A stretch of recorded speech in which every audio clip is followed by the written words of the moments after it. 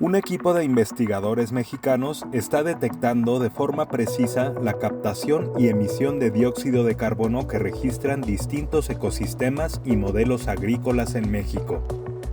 Acompañamos a uno de estos grupos en la instalación de instrumentos de medición de flujos de CO2 en la selva de Calakmul, lo que permitirá conocer la salud de este ecosistema que forma parte de la Gran Selva Maya, la segunda masa forestal más grande de América, solo superada por el Amazonas y uno de los grandes sumideros de carbono del planeta. Además, en los próximos 3 reportajes de Remedia, conocerás cómo es la dinámica de captura y emisión de carbono que se da en manglares, cultivos de trigo o café, ciudades, pastos marinos, bosques secos o pastizales para el ganado, entre otros ecosistemas de México. Esta información resulta indispensable para entender el factor determinante que provoca el calentamiento global, la concentración de gases de efecto invernadero en la atmósfera, que en el caso del dióxido de carbono pasó de 270 partes por millón en promedio en 1750, antes de la Revolución Industrial, a superar hoy las 420 partes por millón. Esta tendencia va en aumento y va en la misma dirección que el calentamiento del planeta. MEXFlux, una red mexicana de monitoreo de los intercambios de carbono, agua, energía y otros gases de efecto invernadero entre los ecosistemas y la atmósfera, lleva estudiando distintos territorios en México desde 2011 y en mayo de 2026 instaló una torre de medición en la zona núcleo de la Reserva de la Biosfera Calakmul, cerca de la antigua ciudad maya de Oxpemul. Esta zona no tiene perturbación alguna y brindará datos sobre el bosque tropical subperennifolio, una zona de alta actividad biológica, mucha fotosíntesis y un gran sumidero de carbono. Conoce por qué se instaló aquí este observatorio.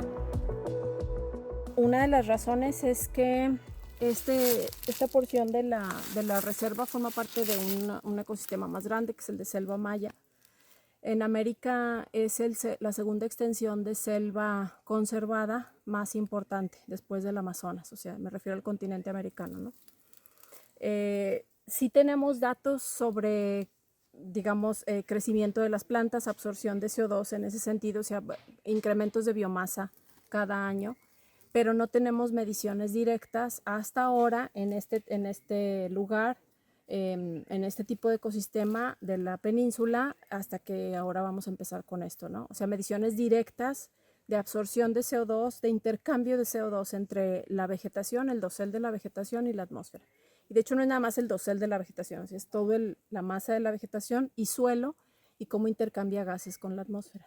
Entonces, la razón por la que es importante este sitio es por su grado de conservación, por la extensión que tiene el bosque y por lo tanto suponemos por su importancia en términos de la magnitud de los flujos que deben existir en la extensión de bosque. Y aparte porque al ser un sitio bastante bien conservado, es un sitio suficientemente alejado de fuentes emisoras de algunos de estos gases como para servir de sitio de validación de algunas mediciones satelitales, ¿no? Remotas. Entonces, las mediciones satelitales abarcan extensiones mucho más amplias, pero sí necesitan una validación en tierra, y estos sitios sirven para validar en tierra algo de eso. Los instrumentos instalados en esta torre estudian el balance de energía de todo el ecosistema, no solo el intercambio de gases, dato en el que se enfoca este reportaje. Otro parámetro muy importante que registra esta red es el intercambio de agua entre los ecosistemas, que ayuda a conocer cómo las plantas están aprovechando el líquido y cómo lo están incorporando a la atmósfera a través de la evaporación y al suelo a través de la infiltración. Observaciones vitales para la eficiencia de los sistemas de riego agrícolas y para la previsión meteorológica. En el caso de la medición del intercambio de dióxido de carbono en los ecosistemas, este grupo de científicos analiza el balance neto de este gas, es decir, la diferencia entre la absorción bruta y la emisión de carbono. La diferencia entre estos dos datos algo así como el balance entre el dinero ingresado y el dinero retirado de una cuenta bancaria, es lo que se analiza para determinar si un ecosistema está funcionando como un captador neto de carbono o como un emisor neto de carbono. Detengámonos un momento a explicar cómo sucede este intercambio de gases y energía. Cualquier ser vivo respira y lo hace todo el tiempo. En el caso de las plantas, el CO2 ingresa a ellas a través de la fotosíntesis, para convertirse en las azúcares que van a formar parte de los frutos, las flores y demás tejidos de las plantas. A su vez, para todas nuestras actividades y las actividades de las plantas, los animales, los hongos y demás organismos, necesitamos energía que obtenemos de estas azúcares. El proceso por el cual extraemos energía de esas azúcares es la respiración, en donde oxidamos elementos y emitimos CO2 como un producto de este proceso. La respiración es el proceso que devuelve CO2 a la atmósfera. Para visualizarlo mejor, en el caso de una sequía en un sitio templado, el ecosistema está haciendo poca fotosíntesis durante el invierno al haber perdido las plantas sus hojas y demás partes que absorben CO2. Entonces, el balance neto del ecosistema es de respiración o de emisión de dióxido de carbono. Otro factor que hace que durante la sequía haya más emisión de gases invernadero a la atmósfera es que los microorganismos que descomponen materia orgánica, como hojas, tallos, troncos, animales muertos y demás elementos, están emitiendo gases en su proceso de obtener energía de estos materiales. En resumen, a más actividad fotosintética y más crecimiento de tejidos vegetales, más captura de carbono. Por ello, es tan importante medir este intercambio de gases en la selva maya, dentro de una zona de alta conservación como lo es Calakmul. Estos registros en el intercambio de gases también se están volviendo un testigo del efecto del cambio climático en la salud de los ecosistemas.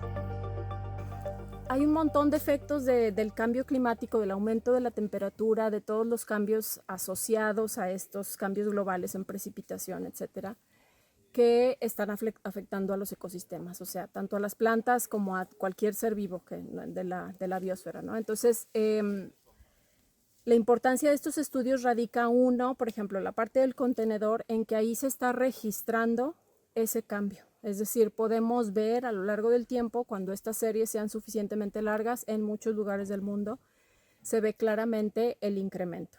Si ese incremento es consistente en diferentes partes del mundo, y se hacen una serie de estudios de atribución que nos permiten identificar ese incremento como derivado de las actividades del ser humano, es decir, directamente relacionado con estos cambios en la atmósfera que estamos provocando los seres humanos. Entonces, eso básicamente es un registro muy detallado y a muy buen nivel que se hace en muchos lugares del mundo de ese cambio atmosférico en la composición de la atmósfera que está provocando los cambios en temperatura y en una serie de patrones meteorológicos, oceanográficos, etcétera, que estamos viviendo, ¿no? Entonces, esa es la importancia de estos estudios, que sirven como un testigo, un sitio de registro de esto. Y como te decía, pues el cambio climático afecta en general a todos los organismos, pero los ecosistemas tropicales están sujetos a una serie de estreses, además del cambio climático, una serie de estreses antropogénicos como la deforestación, etcétera, la extracción ilegal de especies, todo lo que conocemos, ¿no? El avance de la frontera agrícola y ganadera en muchos sitios. Y son los principales pulmones del planeta. O sea, gracias a ellos no solo se produce el oxígeno, sino también son captura importante de CO2, es decir, ayudan a contrarrestar un poco todas nuestras emisiones. Que todos los bosques del planeta no ayudan a contrarrestar al total de las emisiones que nosotros producimos, pero sí balancean una parte, ¿no? Entonces, saber en dónde, cuál es la temporalidad de esa absorción de carbono, cuáles son los determinantes o controles meteorológicos de esa absorción y liberación de carbono a la atmósfera, de ese intercambio, y cómo está cambiando en el tiempo, nos ayuda a entender los efectos de estos cambios climáticos en temperatura, en precipitaciones y demás, en el funcionamiento de estos ecosistemas tan importante. Las mediciones del equipo MEXFlux brindan datos a favor de la conservación de los ecosistemas en México. Sus hallazgos responden a una pregunta muy pertinente en un contexto donde cerca del 90% de la deforestación global está asociada directa o indirectamente a la expansión agrícola. ¿Qué pasa con el intercambio de gases que calientan el planeta cuando se dan cambios de uso de suelo a gran escala? ¿Qué pasa cuando se desmonta la vegetación de una selva como la de Calakmul? ¿Qué sucede con todo ese carbono almacenado a lo largo de tanto tiempo? Cuando se desmonta una selva como esta, el carbón almacenado en los troncos y tallos de las plantas puede ser utilizado para la producción de carbón vegetal o en la quema de leña en las casas, teniendo como destino final la atmósfera. Además, cuando se deforesta un bosque como este, mucha de la materia orgánica expuesta en el suelo se descompone, oxidándose lentamente y regresando el dióxido de carbono a la atmósfera. Cuando estos ecosistemas cambian su uso de suelo, normalmente se convierten en emisores netos de carbono, ya que pierden la capacidad de absorción de CO2 al no estar presentes todos los materiales vegetales que hacían fotosíntesis de forma constante, proceso que realizaban sin necesidad de ayuda humana y con los aportes del clima y el agua de la región. Uno de los hallazgos que han aportado estas mediciones alrededor del planeta es que aunque los bosques más viejos concentran la mayor biodiversidad y la mayor cantidad de CO2 almacenado, no capturan activamente tanto carbono como los bosques jóvenes o los bosques sucesionales. En los bosques en regeneración después de una tala o en los bosques establecidos en un sitio donde antes no lo había, los árboles están activamente creciendo, ganando en altura, tamaño y masa. Este es el momento de mayor captura de carbono. Esta línea de captura creciente llega a una meseta o estabilización cuando el bosque cumple cierta edad. Durante un año muy seco, en donde muchas hojas se caen y no hay mucha agua disponible para que las plantas realicen la fotosíntesis, muchas plantas se mueren y este ecosistema se puede convertir en un emisor grande de carbono. En años donde hay mucha actividad fotosintética, muchas hojas, mucho crecimiento de materia verde y mucha agua disponible para que las plantas hagan fotosíntesis, podemos tener años donde ese mismo bosque es un sumidero neto de carbono. Es importante dimensionar la capacidad de los bosques y ecosistemas alrededor del planeta para resolver el problema del calentamiento global. En este sentido, ver a las áreas naturales como doctores de la crisis climática resulta desproporcionado. Ni recuperando todos estos espacios perdidos en los últimos 300 años lograríamos revertir el calentamiento global. Es indispensable la descarbonización de la economía, eliminar significativamente la quema de hidrocarburos. Expliquemos por qué. Cuando quemamos combustibles fósiles, a través de la combustión estamos oxidando de forma muy acelerada esqueletos de carbono que fueron secuestrados en el petróleo hace millones de años, huesos y materia orgánica de organismos que vivieron hace millones de años y se convirtieron en depósitos de hidrocarburos. A la hora que nosotros cocinamos usando gas o hacemos combustión con la gasolina del coche, liberamos mucho de ese carbón almacenado y lo incorporamos a la atmósfera como CO2.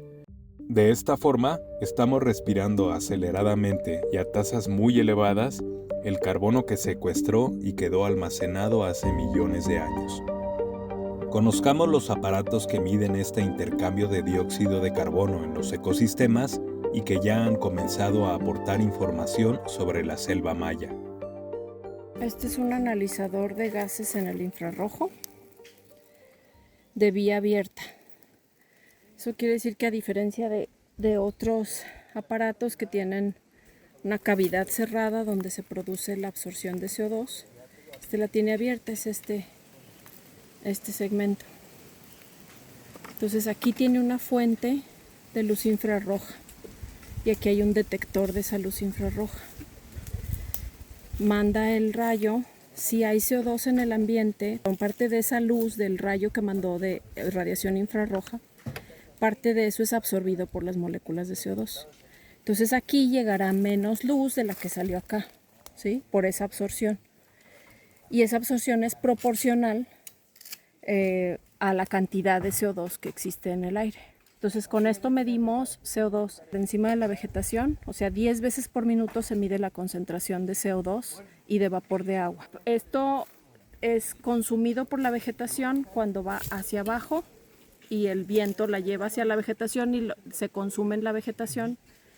Cuando la vegetación está emitiendo, ese flujo es positivo, le decimos nosotros, la convención en micrometeorología es al revés.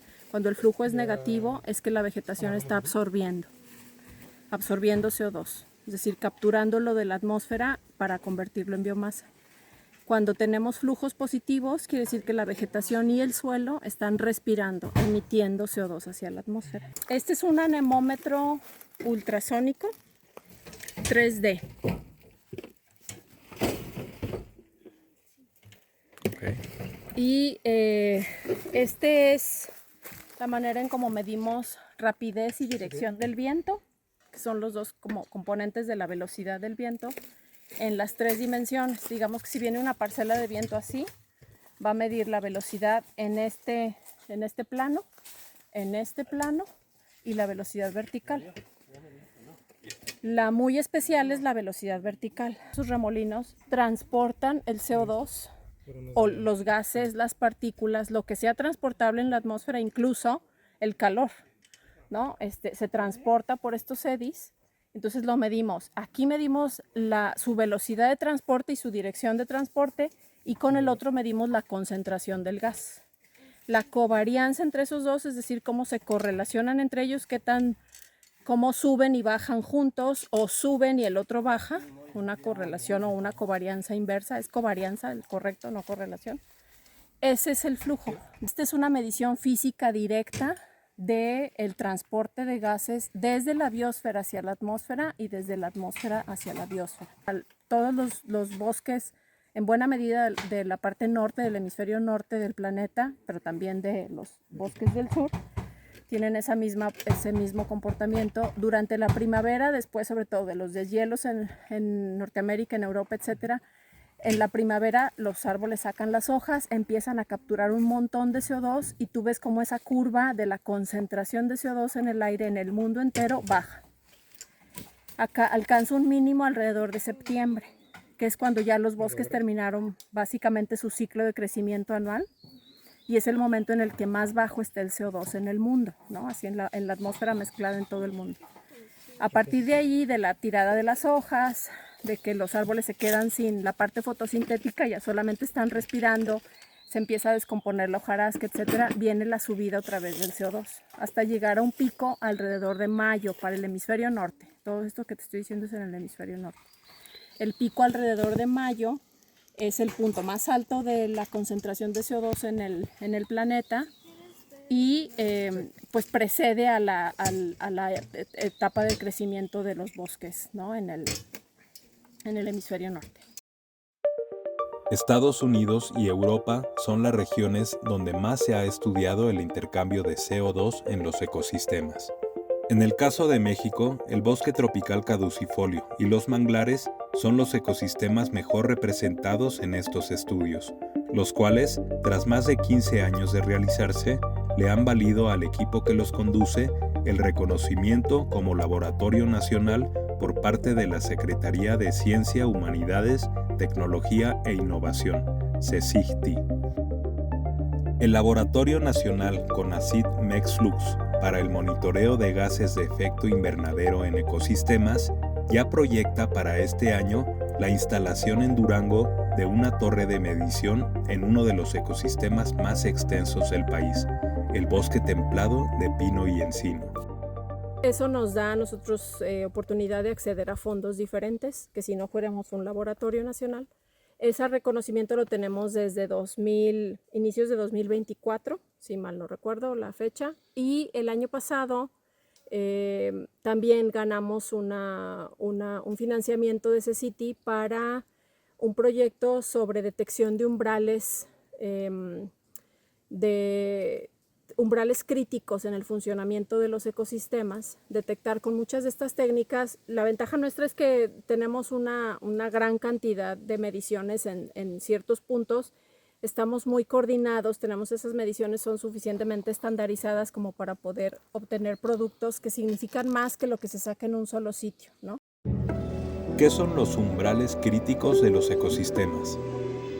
Son estos como puntos de inflexión en algunas funcionalidades del ecosistema, más allá de los cuales la función no se recupera, ¿no? Entonces queremos detectar en qué momentos, bajo qué condiciones ocurren ese tipo de, digamos, de rupturas de la función del ecosistema, y eso pues puede servir mucho para modelar el funcionamiento y para predecir incluso pues como el destino de algunos ecosistemas en México. No te pierdas los siguientes 2 reportajes de Remedia en donde explicamos cómo distintos ecosistemas en México capturan o emiten carbono a lo largo del año y cómo el cambio climático está afectando estas funciones. Compártenos, ¿qué preguntas te quedan sin responder sobre los gases de efecto invernadero y el cambio climático? Danos tus comentarios y suscríbete a Remedia.